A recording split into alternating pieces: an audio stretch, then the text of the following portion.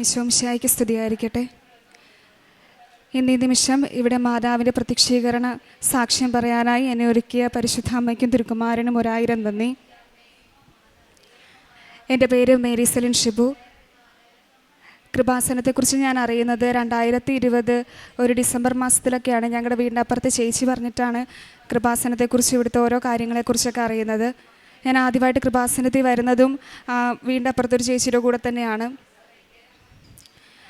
ഞാൻ നഴ്സിങ്ങിന് കയറുന്നത് 2020 നവംബർ മാസം ഞാൻ നഴ്സിംഗ് പഠിക്കാനായിട്ട് അഡ്മിഷൻ എടുത്തു. അത് കഴിഞ്ഞിട്ട് നഴ്സിംഗ് പഠിക്കുന്ന ആ സമയത്ത് കോവിഡ് ടൈമിലായിരുന്നു നഴ്സിങ്ങിന് കയറിയത്. ഞങ്ങൾക്ക് എല്ലാവർക്കും തന്നെ ഓൺലൈൻ ക്ലാസ്സും കാര്യങ്ങളൊക്കെ ആയിട്ട് തുടക്കത്തിൽ ഭയങ്കര സ്റ്റാർട്ടിങ് ട്രബിളും അങ്ങനെ പ്രശ്നങ്ങളൊക്കെ ആയിരുന്നു. അത് കഴിഞ്ഞ് എക്സാമിൻ്റെ സമയമായപ്പോഴാണെങ്കിലും പഠിക്കാനിരുന്നാലൊന്നും കോൺസെൻട്രേഷൻ കൊടുത്ത് പഠിക്കാൻ പറ്റുന്നില്ല. അങ്ങനെയുള്ള ബുദ്ധിമുട്ടുകളൊക്കെ ആയി. ഫസ്റ്റ് ഇയറിലെ എക്സാം കഴിഞ്ഞു, റിസൾട്ട് വന്നു. അപ്പോൾ ഞങ്ങളുടെ കൂട്ടത്തിൽ 5 പേരൊഴികെ ബാക്കി എല്ലാവരും തന്നെ ഫെയിലായിരുന്നു. ഓരോരോ സബ്ജക്റ്റ് വീതം എല്ലാവരും തന്നെ പോയിട്ടുണ്ടായിരുന്നു. അത് കഴിഞ്ഞ് സെക്കൻഡ് ഇയറും അടുത്ത റീ എക്സാമിന് എല്ലാവരും തന്നെ പാസ്സായി. പക്ഷേ എങ്കിലും സെക്കൻഡ് ഇയറിലെയും തേർഡ് ഇയറിലെയും എക്സാം സമയമായപ്പോഴത്തേക്കും ഞങ്ങൾക്ക് വീണ്ടും അതേ ടെൻഷൻ തന്നെ. കാരണം പിന്നെ അതുപോലെ തന്നെ ഒരു റിസൾട്ട് വരുമോ എന്ന പേടി നന്നായിട്ടുണ്ടായിരുന്നു. ആ സമയമായപ്പോഴത്തേക്ക് എക്സാമിൻ്റെ സമയം എൻ്റെ അച്ഛനും അമ്മയും കൂടെ ഇവിടെ വന്നു പ്രാർത്ഥിച്ച് ഇവിടുന്ന് ഉപ്പും തേനൊക്കെ ആയിട്ട് കോളേജിൽ കൊണ്ട് തന്നു. ഞങ്ങൾ എക്സാമിന് കയറിയ സമയത്ത് ഞാൻ എൻ്റെ കൂട്ടുകാരെല്ലാവരും തന്നെ ആ തേനിൽ നിന്ന് കുറച്ച് വീതം കഴിക്കുകയും എക്സാം ഹാളിൽ കയറുന്നതിന് മുന്നേ ഞങ്ങളുടെ കയ്യിൽ കുറച്ച് ഉപ്പെടുത്ത് പിടിച്ചിട്ട് ഹോൾ ടിക്കറ്റിൻ്റെ ഒപ്പം തന്നെ അവർ നോക്കി കയറ്റുമ്പോൾ അവർ നോക്കും കയ്യിൽ വല്ലതും ഉണ്ടോ എന്ന്. പക്ഷേ 2 വിരലിൻ്റെ ഇടയ്ക്ക് വെച്ചിട്ട് എക്സാം ഹാളിൽ കയറുകയായിരുന്നു. എക്സാം ഹാളിൽ കയറി ആ ഉപ്പ് വിതറി പ്രാർത്ഥിച്ചതിന് ഓരോ വിശ്വാസ പ്രമാണവും സ്വർഗ്ഗസ്ഥനായ പിതാവേ നന്മ നിറഞ്ഞ മറിയമേയും ചൊല്ലി അവിടെ എക്സാം ഹാളിൽ കയറി ഞങ്ങൾ എക്സാം എഴുതി. അതിനുശേഷം സെക്കൻഡ് ഇയറിലെയും തേർഡ് ഇയറിലെയും എക്സാം ഞങ്ങൾ അങ്ങനെ തന്നെയാണ്. ഞങ്ങളുടെ ക്ലാസ്സിൽ ഒരാൾ പോലും അത് ഒഴിവാക്കിയിട്ടില്ല. എല്ലാവരും എൻ്റെ അടുത്ത് വന്ന് ചോദിച്ച് വാങ്ങിക്കുമായിരുന്നു ഉപ്പൊക്കെ. അങ്ങനെ ഞങ്ങൾ എക്സാം എഴുതി. സെക്കൻഡ് ഇയറിലെയും തേർഡ് ഇയറിലെയും എക്സാം റിസൾട്ട് വന്നപ്പോൾ ഞങ്ങളുടെ ക്ലാസ്സിലെല്ലാവരും ഒരുമിച്ച് പാസ് ഔട്ടായി. അതിനുശേഷം 2024 ഞാൻ എക്സാം കഴിഞ്ഞിറങ്ങിയ സമയത്ത് അങ്ങോട്ട് എന്താ ചെയ്യേണ്ടതെന്ന് എനിക്കൊരു എത്തും പിടിയില്ലായിരുന്നു. അങ്ങനെ ഞാൻ ഞങ്ങളുടെ കോളേജിൽ തന്നെ ഒരു ചാപ്പലുണ്ട്, അവിടെ കയറി ഞാൻ മാതാവിനോട് പറഞ്ഞ കാര്യം ഇനി അങ്ങോട്ട് എന്താണെന്ന് എനിക്കറിയില്ല. കാരണം എൻ്റെ ചേച്ചി അമൃത ഹോസ്പിറ്റലിലാണ് വർക്ക് ചെയ്യുന്നത്. ചിലപ്പം ഒന്നെങ്കിൽ ചേച്ചിയുടെ ഒപ്പം അവിടെ കയറും, അല്ലെങ്കിൽ പോസ്റ്റ് BSc പഠിക്കണം, അല്ലെങ്കിൽ എന്തെങ്കിലും ഒന്ന് പഠിക്കണം, അല്ലെങ്കിൽ വർക്ക് ചെയ്യണം. ഇത് ഏതെങ്കിലും ഒന്നായിരുന്നു. പക്ഷേ ഒരിക്കലും ജർമ്മൻ പഠിക്കുമെന്ന് ഞാൻ മനസ്സിൽ പോലും വിചാരിച്ചതല്ല. അങ്ങനെ ഞാൻ ജർമ്മൻ ലാംഗ്വേജ് പഠിക്കുമെന്ന് ഞാൻ വിചാരിച്ചതല്ല. ഞാൻ എക്സാം കഴിഞ്ഞ് അന്ന് ഹോസ്റ്റലിൽ നിന്ന് പോകുന്ന സമയമായപ്പോഴത്തേക്കും ഞങ്ങളുടെ പ്രിൻസിപ്പൽ സിസ്റ്റർ കണ്ടപ്പോൾ സിസ്റ്റർ എൻ്റെ അടുത്ത് പറഞ്ഞു, ഒരു കോളേജിൽ ഇതുപോലെ ജർമ്മൻ ലാംഗ്വേജ് പഠിപ്പിക്കുന്നുണ്ട്, നഴ്സുമാരെ ഫ്രീ ആയിട്ടാണ് പഠിപ്പിക്കുന്നതെന്നൊക്കെ പറഞ്ഞു. അങ്ങനെ സിസ്റ്ററായിട്ട് തന്നെ എനിക്കത് വാട്സപ്പ് ചെയ്ത് തന്നു. അതിൻ്റെ ഒരു നോട്ടീസും കാര്യങ്ങളും വാട്സപ്പ് ചെയ്ത് തന്നു. ഞങ്ങളങ്ങനെ ഞാനും എൻ്റെ കൂട്ടത്തിൽ 2 പേരും കൂടെ ഉണ്ടായിരുന്നു. ഞങ്ങൾ അവിടെ പോയി തിരക്കി. സാധാരണ ഇങ്ങനെയുള്ള കാര്യങ്ങളിലൊന്നും ഞാൻ മുൻകൈ എടുത്ത് ചെയ്യാത്തതാണ്. പക്ഷേ എന്തോ അത് ചെയ്യണമെന്ന് മനസ്സിൽ തോന്നി. അങ്ങനെ ഞാൻ ജർമ്മൻ ലാംഗ്വേജ് പഠിക്കാൻ വേണ്ടിയിട്ട് അവിടുത്തെ ആ കോളേജിലെ പ്രിൻസിപ്പൽ അച്ഛനെ വിളിച്ച് കാര്യങ്ങൾ തിരക്കി. അങ്ങനെ ജർമ്മൻ ലാംഗ്വേജ് പഠിക്കാൻ വേണ്ടിയിട്ട് കയറി. പക്ഷേ ഫസ്റ്റ് തുടക്കത്തിലൊക്കെ തന്നെ എനിക്ക് പുതിയൊരു ലാംഗ്വേജ് പഠിച്ചെടുക്കുന്നതിൻ്റെ നല്ല ഡിഫിക്കൽട്ടീസ് ഉണ്ടായിരുന്നു. അങ്ങനെ കയറി സ്റ്റാർട്ടിങ് A1 A2 ഒക്കെ കഴിഞ്ഞു. പക്ഷേ അപ്പോഴും ഇത് കംപ്ലീറ്റ് ചെയ്യാൻ പറ്റുമെന്നൊരു വിശ്വാസം എനിക്ക് ഉറപ്പായിട്ടും ഇല്ല. കാര്യം എന്താണെന്ന് വെച്ചാൽ നല്ല പാടാണ് പഠിച്ചെടുക്കാൻ വേണ്ടിയിട്ട്. അങ്ങനെ A1 A2 കഴിഞ്ഞു, B1 കഴിഞ്ഞു. B2ൻ്റെ എക്സാമിൻ്റെ സമയമായപ്പോഴത്തേക്കും എക്സാം എഴുതാൻ വേണ്ടിയിട്ടുള്ള പൈസയൊക്കെ സെറ്റാവാൻ വേണ്ടിയിട്ട് ഇച്ചിരി പാടായിരുന്നു. അങ്ങനെ പക്ഷേ ആ സമയമായപ്പോഴത്തേക്ക് കറക്റ്റ് പൈസയൊക്കെ എവിടെ നിന്ന് വന്നെന്ന് എനിക്കറിയില്ല. എങ്ങനെ മാതാവിൻ്റെ അനുഗ്രഹത്താൽ ആ പൈസ എല്ലാം ശരിയായി. ഫസ്റ്റ് ഞാൻ B1 എക്സാം അറ്റൻഡ് ചെയ്തു. പക്ഷേ അതിൻ്റെ എക്സാം കഴിഞ്ഞിറങ്ങി എൻ്റെ ചേച്ചിയോടൊക്കെ ഞാൻ പെട്ടെന്ന് തന്നെ പറഞ്ഞത് എനിക്കിത് കിട്ടുമെന്ന് ഉറപ്പാണ്. കാരണം അത്രയും കോൺഫിഡൻസ് ഉണ്ടായിരുന്നു. എനിക്ക് നന്നായിട്ട് ഞാൻ അറ്റൻഡ് ചെയ്തിട്ടുണ്ടെന്നും എനിക്ക് ഉറപ്പായിരുന്നു. അങ്ങനെ ഞാൻ ഇറങ്ങി അതെല്ലാം പറഞ്ഞു. അങ്ങനെ ഒരു മെയ് 1 എൻ്റെ റിസൾട്ട്, April 7 ഞാൻ ഫസ്റ്റ് എക്സാം എഴുതുന്നത് ജർമ്മൻ്റെ B1. പക്ഷേ മെയ് 1 ആയപ്പോഴത്തേക്ക് എനിക്ക് റിസൾട്ട് വന്നു. എൻ്റെ കൂടെയുള്ള എല്ലാവരുടെയും തന്നെ വന്നു. പക്ഷേ ഞങ്ങൾ 4 പേരുടെ റിസൾട്ട് അവർ പബ്ലിഷ് ചെയ്തില്ല, മാൽ പ്രാക്ടീസ് എന്നും പറഞ്ഞ്. ശരിക്കും ഞാൻ വീട്ടിൽ നിന്ന് ഭയങ്കര കരച്ചിലായിരുന്നു. കാര്യം ഞാൻ ഉറപ്പായിട്ട് എനിക്ക് കിട്ടുമെന്ന് ഞാൻ പ്രതീക്ഷിച്ചതാണ്. പക്ഷേ ആ സമയത്ത് എനിക്ക് ഒട്ടും എന്നെക്കൊണ്ട് അക്സെപ്റ്റ് ചെയ്യാൻ പറ്റുന്നില്ലായിരുന്നു. കാര്യം ഞാൻ കിട്ടുമെന്ന് ഉറപ്പിച്ചിറങ്ങിയ കാര്യമാണ്. അങ്ങനെ ഞാൻ പിന്നെ ഓർത്തു ഇനിയിപ്പോൾ ഇതിൻ്റെ പുറകെ ഒന്നും നിൽക്കണ്ട, വിധിച്ചിട്ടില്ലായിരിക്കും, അതുകൊണ്ടായിരിക്കും എന്നൊക്കെ വിചാരിച്ചു. ഞാൻ എക്സാം എഴുതണ്ടെന്ന് തന്നെ വിചാരിച്ചതാണ്. അങ്ങനെ ഞാൻ പഠിച്ചെടുത്ത് പോയി സർട്ടിഫിക്കറ്റ് എല്ലാം വാങ്ങിക്കാമെന്നും പറഞ്ഞു ചെന്നു. പക്ഷേ അവിടെ ചെന്നപ്പോൾ സാറ് പറഞ്ഞു ഒന്നുകൂടെ എഴുതി നോക്ക്, ഒരാൾ രക്ഷപ്പെട്ട ഒരു കുടുംബം രക്ഷപ്പെടത്തില്ല, ഒന്നുകൂടെ എഴുതി നോക്കെന്നൊക്കെ പറഞ്ഞു. അങ്ങനെ ഞാൻ എക്സാം എഴുതാൻ വേണ്ടിയിട്ട് പിന്നെ ഒന്നുകൂടെ അറ്റൻഡ് വേണ്ടാന്ന് തന്നെയാണ് എൻ്റെ മനസ്സിൽ പറഞ്ഞിരുന്നത്. പക്ഷേ എൻ്റെ ചേച്ചിയാണ് പറഞ്ഞത് നീ ഒന്നും ഓർക്കണ്ട, അതൊന്നും കുഴപ്പമില്ല, വീട്ടിലെ കാര്യമൊക്കെ ഞാൻ നോക്കിക്കോളാം, നീ എഴുതിക്കോ, ഒന്നുകൂടെ നിന്നെക്കൊണ്ട് പറ്റുമെന്നുണ്ടെങ്കിൽ നീ എഴുത് എന്നൊക്കെ പറഞ്ഞു. അങ്ങനെ ചേച്ചി ആ സാറും പറഞ്ഞതിൻ്റെ ഇതിൽ മാത്രം ഞാൻ പിന്നെ എക്സാം എഴുതി.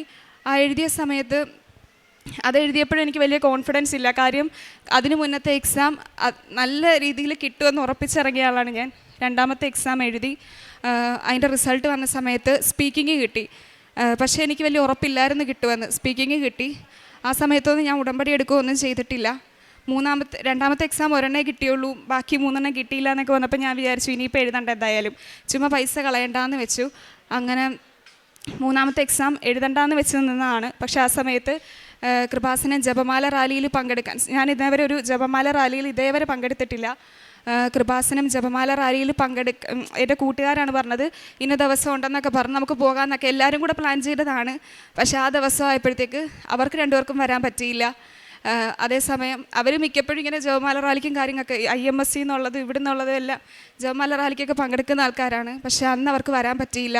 അതേസമയത്ത് ഞാൻ അവളുമാരുടെ കൂടെ വരാമെന്നും പറഞ്ഞിരുന്നതാണ്. പക്ഷേ അന്ന് അവരില്ലാഞ്ഞിട്ട് പോലും എന്തോ എൻ്റെ മനസ്സിൽ പോകുമെന്ന് പറഞ്ഞു. വീട്ടിൽ പറഞ്ഞപ്പോൾ അച്ഛൻ പറഞ്ഞത് ഒരു ഒറ്റയ്ക്കല്ലേ, പോവണ്ട, രാവിലെ പോകണം, ബുദ്ധിമുട്ടല്ലേ, പോവണ്ടെന്ന് തന്നെ പറഞ്ഞു. എന്നിട്ട് എൻ്റെ അടുത്ത് പറഞ്ഞു നിനക്ക് ഇഷ്ടം എന്താണെന്ന് വെച്ചാൽ ചെയ്തോളാൻ പറഞ്ഞു.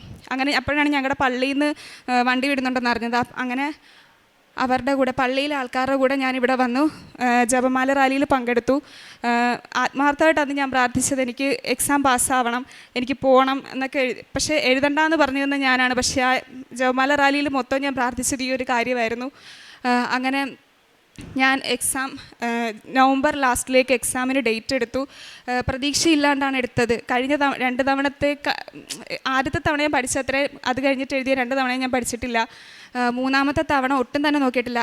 ഓഗസ്റ്റ് ടൈമിൽ ഞാൻ ആലപ്പുഴയിൽ ഒരു ക്ലിനിക്കിൽ വർക്ക് ചെയ്യാൻ കയറിയായിരുന്നു. അതുകൊണ്ട് തന്നെ ഒട്ടും പിന്നെ ഒന്നും നോക്കാനൊന്നും പറ്റിയിട്ടുണ്ടായിരുന്നില്ല. പക്ഷേ നവംബർ ലാസ്റ്റ് 29-നാണെന്ന് ഞാൻ എക്സാമിന് ഡേറ്റ് എടുത്ത്. അതിൻ്റെ തലേ ദിവസം ഒരു ദിവസം ഞാൻ എക്സ്ട്രാ ലീവ് ചോദിച്ചെടുത്തു. എന്നിട്ട് ഞാൻ പഠിക്കാനിരുന്നപ്പോൾ എൻ്റെ ഒരു ഫ്രണ്ട് വിളിച്ച്, അവനാണ് എന്നെ മൊത്തം ഒന്നുകൂടെ റിവൈസ് ചെയ്ത് മൊത്തം തന്നത്. അത് കഴിഞ്ഞ് പിറ്റേന്ന് എക്സാമിന് പോയി. ഉപ്പ് ഹോളിലോട്ട് കയറ്റത്തില്ല, അവർ പ്രത്യേകം എടുത്ത് പറഞ്ഞു കൃപാസനത്തിൽ ഉപ്പും കാര്യങ്ങളൊന്നും ആയിട്ട് ആരും അകത്തോട്ട് കയറണ്ടെന്ന് പറഞ്ഞു. അതുകൊണ്ട് തന്നെ എക്സാം ഹോളിന് പുറത്ത് വെച്ച് തന്നെ ഉപ്പ് ഞാൻ എൻ്റെ വായിലിട്ട് വിശ്വാസപ്രമാണം എല്ലാം ചൊല്ലിയിട്ടാണ് ഞാൻ ഹോളിലോട്ട് കയറിയത്. അതുപോലെ തന്നെ എക്സാം ലാപ്ടോപ്പിൻ്റെ മുന്നിലിരുന്ന് സ്വർഗസ്ഥനായ പിതാവേ നന്മ നിറഞ്ഞ മറിയം, എക്സാം തുടങ്ങുന്ന സമയം അത്രയും ഞാനത് ചൊല്ലിക്കൊണ്ടിരിക്കുകയായിരുന്നു. അങ്ങനെ എക്സാം കഴിഞ്ഞു, ഇറങ്ങി. ഡിസംബർ ലാസ്റ്റിലേക്ക് എൻ്റെ റിസൾട്ട് വന്നു. ഞാൻ ഒട്ടും പ്രതീക്ഷിച്ചതല്ല അതെനിക്ക് കിട്ടുമെന്ന്. കഴിഞ്ഞ തവണ എല്ലാം 1.5 മാർക്കിന് വീതമാണ് റിസൾട്ട് പോയത്. ഇപ്രാവശ്യം ദൈവത്തിൻ്റെ മാതാവിൻ്റെ അനുഗ്രഹത്താൽ ഫുൾ എനിക്ക് കിട്ടി. അപ്പോൾ എന്ത് ചെയ്യണമെന്നറിയാം, ഞാൻ ഒട്ടും പ്രതീക്ഷിച്ചതല്ലായിരുന്നു. അതുകൊണ്ട് തന്നെ പിന്നെ ആ ജപമാല റാലിയിൽ പങ്കെടുത്ത് കഴിഞ്ഞിട്ട് പിന്നെ അങ്ങോട്ട് ഞാൻ ചെയ്ത ഒരു കാര്യങ്ങളിലും എനിക്ക് പുറകോട്ട് തിരിഞ്ഞ് നോക്കേണ്ടി വന്നിട്ടില്ല.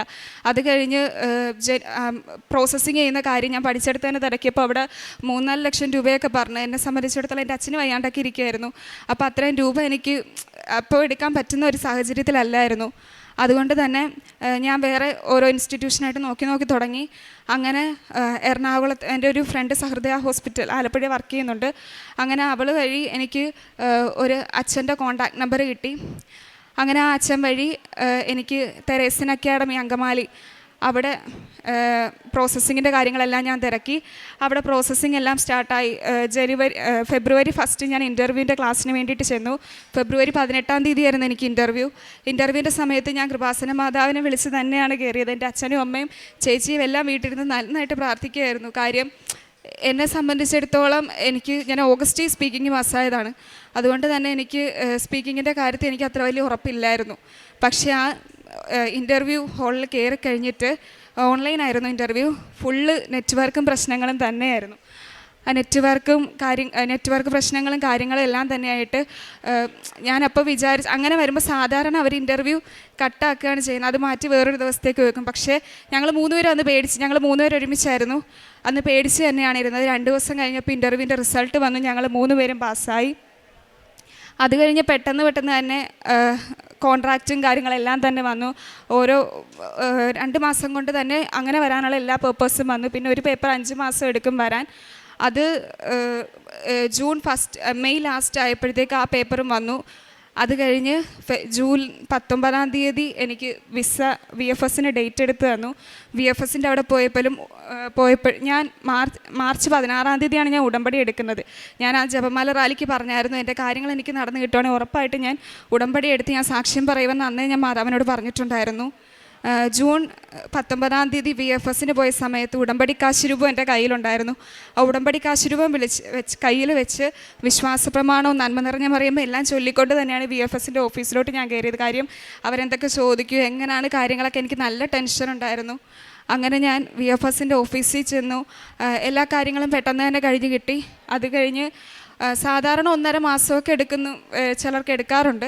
പക്ഷേ എൻ്റെത് 1 മാസം തികയുന്നതിന് മുന്നേ തന്നെ ജൂലൈ 16-ാം തീയതി പരിശുദ്ധ കർമ്മല മാതാവിൻ്റെ തിരുനാളിൻ്റെ അന്ന്, അതിൻ്റെ തലേ ദിവസം ഞാനിവിടെ കൃപാസനത്തിൽ വന്നിരുന്ന് അന്ന് കുറേ നേരം ഞാൻ എൻ്റെ കൂട്ടുകാരിയായിട്ട് വന്നിരുന്നു. അവിടെ ഇരുന്ന് കുറേ കരയുകയൊക്കെ ചെയ്തു. എന്തിനാണെന്ന് തന്നെ എനിക്കറിയില്ല.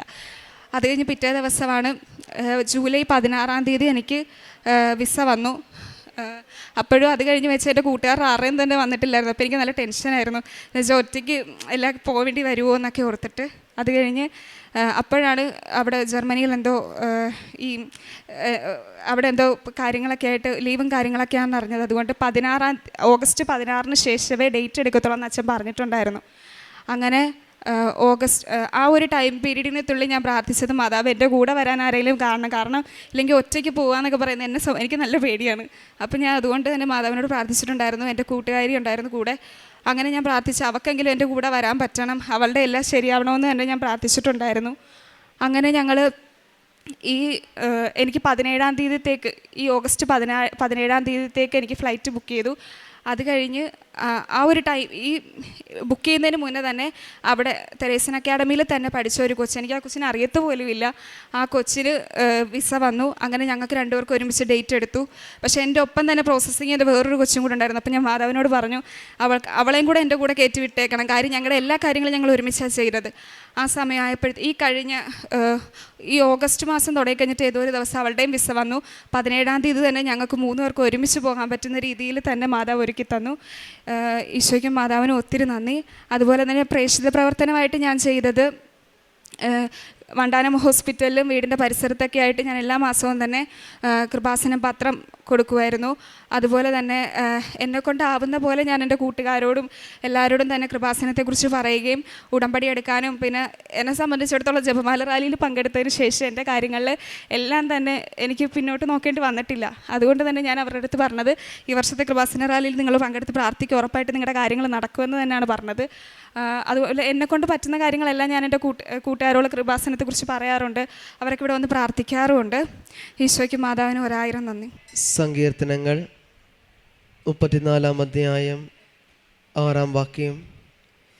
ഈ എളിയവൻ നിലവിളിച്ചു, കർത്താവ് കേട്ടു, എല്ലാ കഷ്ടതകളിൽ നിന്ന് അവനെ രക്ഷിക്കുകയും ചെയ്തു. പരിശുദ്ധ അമ്മയുടെ പ്രത്യക്ഷീകരണ സാക്ഷിയായിട്ട് മേരി സെലിൻ ഷിബു ആലപ്പുഴ തൻ്റെ അനുഭവ സാക്ഷി നമുക്ക് മുമ്പിൽ വ്യക്തമാക്കുകയായിരുന്നു.